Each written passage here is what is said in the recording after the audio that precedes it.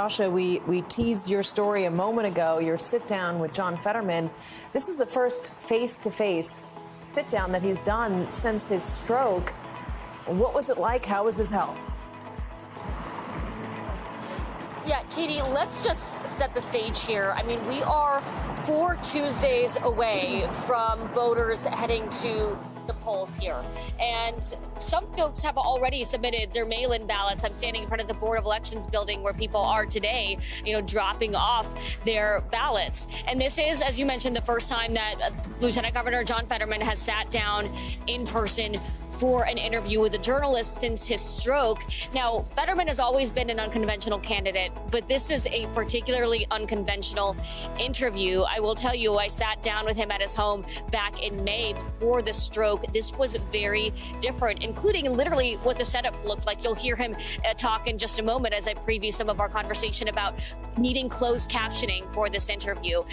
We had a monitor set up so that he could read my questions because he still has lingering auditory processing issues as a result of the stroke, which means he has a hard time understanding what he's hearing. Now, once he reads the question, he's able to understand. You'll hear he also still has some problems, some challenges with speech.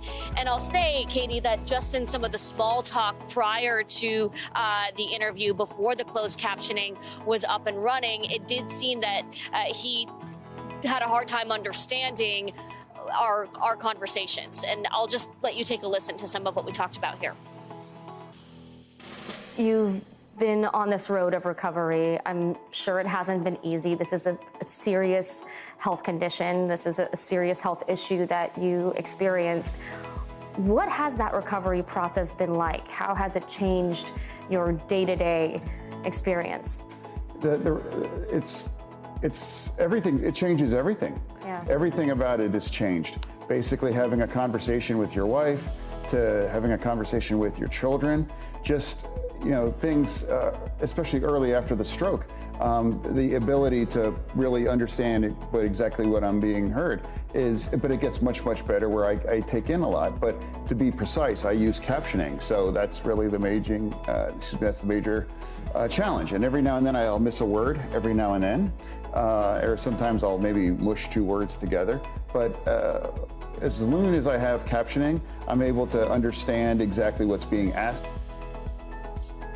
What you saw and heard there, the auditory processing challenges, the speech challenges, I've spoken with stroke experts. They say folks can fully recover from that. But the caveat that every expert gives is that they can't fully assess a patient without details on their health records, without that information that the campaign has yet to disclose. We've asked multiple times for medical records. We've asked for interviews with someone from his medical team. Those requests have so far been denied. I don't like saying rage because I think that's a really unhealthy feeling. And when you feel those things, it only harms yourself. But I just, what a disservice that she did to not only my husband, but to anyone facing a disability and working through it. And I don't know how there were not consequences, right? I mean, there are consequences for folks in these positions who are any of the isms. I mean, she was ableist, and that's what she was in her interview. It was appalling to the entire disability community, and I think to journalism. So I was shocked. I'm still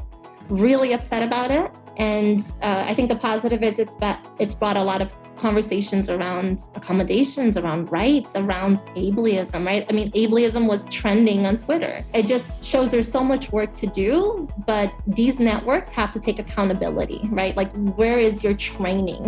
Right.